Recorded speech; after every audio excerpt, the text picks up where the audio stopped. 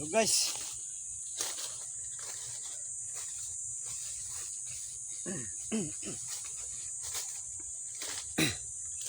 comment ka tayo dyan kung anong tawag sa inyo itong arusip.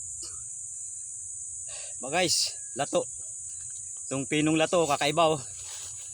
Comment nya kayo dyan mga kapalo kung anong tawag ito sa inyo itong halaman dagat oh. Ang dami nito, sariwa oh, arusip. Sinasabing arusip na ano, arusip ng ano, India o Indonesia arusip. Kumbaga maraming nagagawa to, pwedeng kilawin to mga ka-idol. Pwedeng ginagawa tong piluka ng karamihan natin mga ano, itong mga ano natin no, mga sikat na celebrity ano, ginagawang piluka to pagka itong tinatawag halaman dagat to, na kung ito ba ay arusip sa inyo mga ka-idol. Parang hindi naman arusip to mga ka-idol, di ba? Pero ito ay parang hibla ng buhok to mga idol oh. Yung halaman ng dagat to ano mga ka-idol oh, parang hibla. So marami to, makapal. Oh. Comment nga tayo dyan sa comment section natin o ano, kung ano ito sa inyo mga kapalo. Ayan oh. So ito ay sariwa. Kinikilaw daw to ng pagdating sa Vietnam. Mga kapalo, kinikilaw daw to. Ayan oh. Ayan oh, kinikilaw daw to. So dito naman sa pagdating naman sa Indonesia, ano to, ginagawang piluka ng mga sikat na celebrity ano. So ito ay halamang dagat mga ka-idol, marami to ngayon. Itong buwan nating ano, summer, marami to. So dagsa to ngayon. So pakita ko sa inyo yung karamihan. Tara mga idol. Tara, pakita ko sa inyo. Ayan o. Ayan mga idol o. Ayan. So nasa dagsa to ngayon. Kusang tinatangay ito ng alon natin sa tabing baybayin mga ka-idol. Tong tinatawag na Japanese arusip na parang hibla, kala mo buhok ko. Ayan o. So yung mga nakakilala nito, mga tabing dagat natin, siguro kilala nyo to. Hindi naman matatawag na arusip to mga kapalo ano. Ayan o, dami yan o. Ayan sa harap. Sa harap ng bangka na yun mga ka-idol. Oh. So yung bangka kanina idol, binuhat natin. Binuhat natin ka-idol, mga ka-idol kanina yung bangka natin no. medyo kaya pa naman natin magbuhat, kaya may persa pa naman si kabakas nyo, no. So ayan yung bangka nating, ayan, no. Pang 2 tao yung kargan dyan mga ka-idol, oh. Yung bangka natin, oh. So ito marami to mga ka-idol, marami to. Kaya kung kayo dyan kilala nyo to, halamang dagat, comment lang kayo dyan at marami tayong pagkukuhaan dito. Bagsak presyo na to mga ka-idol, kasi sa iba napakamahal daw to sa India, kasi marami silang pinagagamitan. Pwedeng gawing piluka at ginagawa rin daw tong pataba ng halaman ito, at kinikilaw to sa kanila. Sa atin hindi naman ganito mga kapalo yung yung arosip natin, no. Yung bilog-bilog yun to. So ito halaman dagat din to. So nung 1975 mga ka-idol, yung huling nito, huling sumikat to sa parte ng Africa. Sumikap to, gawa ng kinakain daw nila to sa parte ng Africa. Silang sa kanila nagsimula kung ba't nagkaroon ng ba't kinakain tong to, parang rusip, halaman dagat, no mga ka-idol. So iyan na-discover ng Africa. So ngayon dito sa ating Pilipinas hindi ito masyado pansin mga ka-idol, kasi nga marami tayong, mayaman tayo sa halaman dagat. Hindi total marami tayong arosip dito, hindi ganito. Sa kanila bihira ang arosip nila dun, ibihira, kakaunti. Kaya kung bakit ito napag-aralan nila na rin nilang makain to mga ka-idol. Ang dami ito mga ka-idol. So doon mga kapalo, sa Indonesia, Africa, ito malaking pakinabang sa kanila mga kapalo. Ito marami raw nagagawa, hindi lang pagkain, pataba sa halaman, pati daw sa hayop. Ito ginagamit nilang pangsapin. Iniipon nila, pinapatuyo. Kasi pag natutuyo to mga kapalo, parang siya, yung dayami na natuyo, ibibilad siya. So pwede nilang gawing pangsapin na sa hayop o kahit tao, kasi sila bibihira yung dahon na sa kanila, kasi nga ang kabundukan nila dun kakaunti yung tumutubo, na hindi kagaya dito sa atin na sa Philippines, sa atin sagana tayo sa kalikasan, So ang dahon sa kanila ay bihira, kaya tingnan mo sila halos walang mapangsara sa kanilang pangibaba. So wala silang magamit. Kaya ito mga kapalo, napakinabangan nila, binibilad nila, ginagawa nilang parang tila, at binibigkis-bigkis nila at parang ginagansilyo nila ito mga kapalo. Ginagansilyo nila to. So nagagamit nila ng pansapin. Kaya ang Indonesia ang unang nabigyan ng parangal. Africa, Taiwan, doon to na discovery yung kakaibang halaman dagat na ito. So dito sa atin wala lang to mga kapalo, wala lang to sa atin, halaman lang to. So hindi natin kinakain. Sa kanila kinakain to, kinikilaw, yung parang arosip, mga ulato. Kung sa probinsya naman, province natin lato, sa waray-waray mga kapalo, parang lato. So ito ang dami nagagamit sa kanila mga kapalo, mga ka-idol, kabakas. Ang bangis nga ng pagkakadiscovery nila nito, mabangis mga kapalo.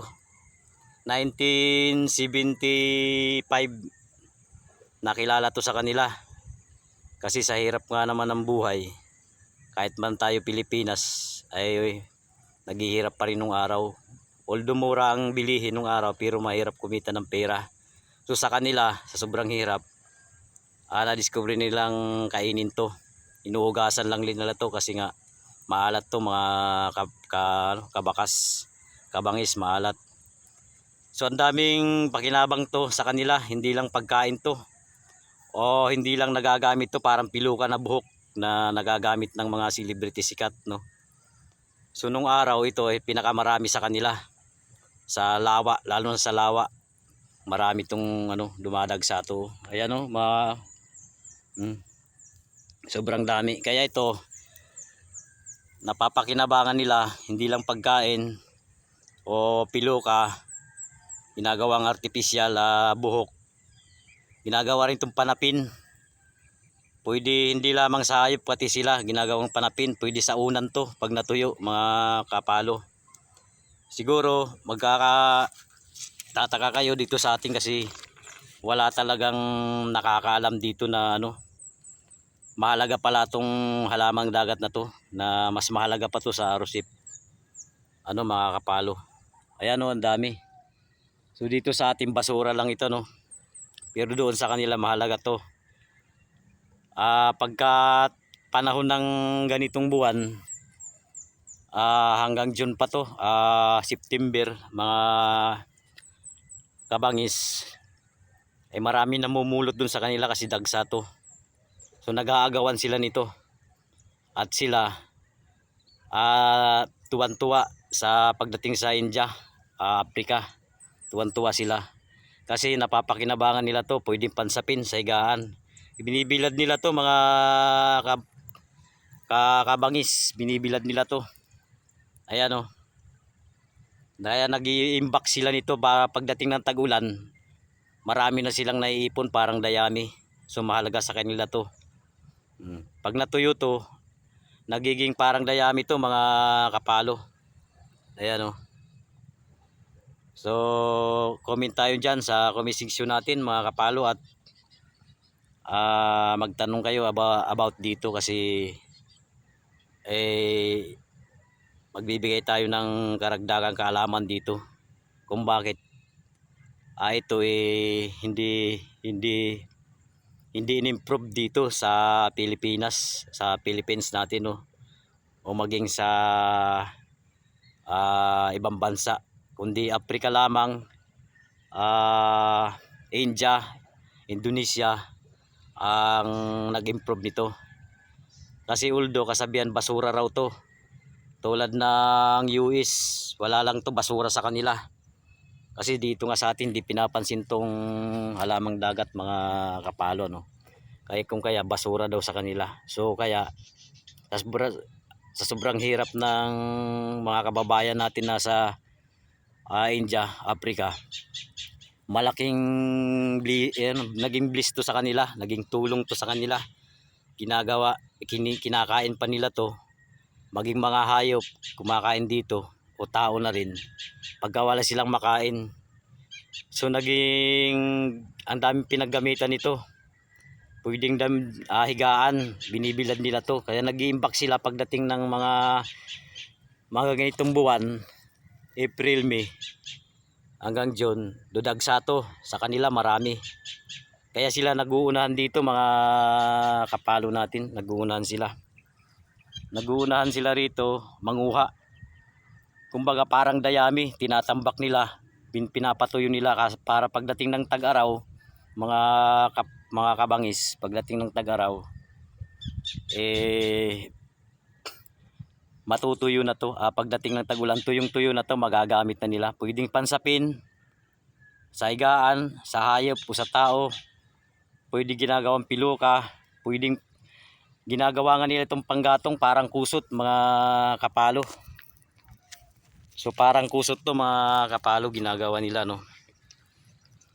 So ayan, nagbigay naman tayo ng kunting kaalaman, bahagi, mga kapalo, sa hindi nakakaalam to. Kasi hindi nga ito pinahintulot na i-discover sa ibang bansa, sa ibang mga bansa no, kasi nga ang tingin nito basura, lalo na sa US at sa Canada kasi mayayamang bansa no. So doon lang to napansin sa kanila. Kaya ang sabi ng presidente ng US, minalit nila masyado ang Indonesia at saka Africa. Basura na lang daw. Basura daw ano, kinakalakal pa nila. Kasi pinagkakitaan to, binibinta. Kaya hindi sumaludo yung presidente ng US nung panahong 1975 mga kabakal. So malalaman nyo yan ang salaysay niyan kahit sa YouTube. Hindi siguro to na ano, naitala. Yung ano to, parang dinismiss to yung kwento na ito. Kumbaga walang nakapagsulat masyado nito kaya binabayaran yung yung dating nagsusulat nito, binayaran, kaya natapos na yung kwento ng pagdating sinasabing mayaman sa halaman dagat to. Halamang dagat natin to mga kapalo. Dito sa atin basura to no. Sa kanila malaking bagay to mga ka-idol. Kaya kung kahit i-search nyo sa YouTube, wala kayong mababasang kwento na ito malaking na itutulong sa Africa at Indonesia ang halamang dagat na to. Hindi lang pagkain, panawid gutom nila, panandalian sa hayop, maging ginagamit din nila to pang araw-araw, sapin, sa higaan, kahit nga mga kapalo, kahit panggatong nagagawa nila nag-improve din to sa panggatong. Kasi pag natutuyo to, halaman dagat to mga kabakas, maliyab to, parang kusot. Ayan o, dami. Kaya kung naranasan natin magkusot mga kapalo, sila nag-iimbak sila kasi ang daming pagkakabitan nito. Pwede sa hayop. Gagawing parang dayami mga kapalo, pwede. Patutuyo nila, ang daming paggagamitan, pwede pang sapin, pambubong, matibay pa to sa kugon, sa tinatawag nating kugon mga kapalo. Kumbaga pagdating ng tuyong-tuyo na to, ginagawa nilang pambubong. So hinahagis lang nila ng hinahagis to sa kanilang sa bahay sa Indonesia, Africa. So nagsisilbi tong bubong, ang daming gamit dito sa kanila. Kumbaga mahalaga to sa kanila. So sa kanila pag dagsaan to, naguunahan na sila magkumuha nito sa tabing dagat. Kaya ang tabing dagat nila doon malinis kasi naguunahan sila manguha nito. Kasi once a year lang to tumutubo itong mga halamang dagat mga ka-idol. So ngayon nakakuha tayo ng kunting kaalaman mga ka-idol. Paki-share natin yung ating video mga kapalo, at para maintindihan din yung kahalagahan nito. Kasi lahat ng bagay dito sa mundo natin na nilikha ay may halaga. So may halaga lahat ng bagay no. Nandito to lahat, kahit kalitlitan ng bagay nandito to. Laman dagat man yan o laman bukid yan ay may halaga, kahit ultimo damo. Kaya ito kung isipin nyo walang halaga sa atin, pero sa ibang bansa napakahalaga nito. Sa Africa, Indonesia, mahalaga to. India, kasi sa hirap ng buhay nila ron no. Sa atin di pansin kasi medyo social na tayo ngayon no. Naging social na tayo ngayon no. Naging maarte na tayo, pero sila mahalaga sa kanila to. Niyayakap nila to, iniimbak nila to, pinapahalagahan nila to mga kapalo no. So yan, ang dami oh. Yan oh. So hanggang dito na lang yung ating video mga kapalo. So hindi tayo tumitigil, magbibigay tayo ng konting kaalaman. Lalong lalo na yung talagang mga naitala nung araw na mga sumikat na mamahalaga, hindi lamang sa kalikasan, sa lahat-lahat na parang nawala na, parang bula, naglaho. Ibabalik natin yan, ipaalala natin yan, yung mga pinagdaanan na kahirapan ng ating kababayan. Kahit dito sa atin ay mayroon tayong pinagdaanan na kahirapan nung araw, nung panahon nung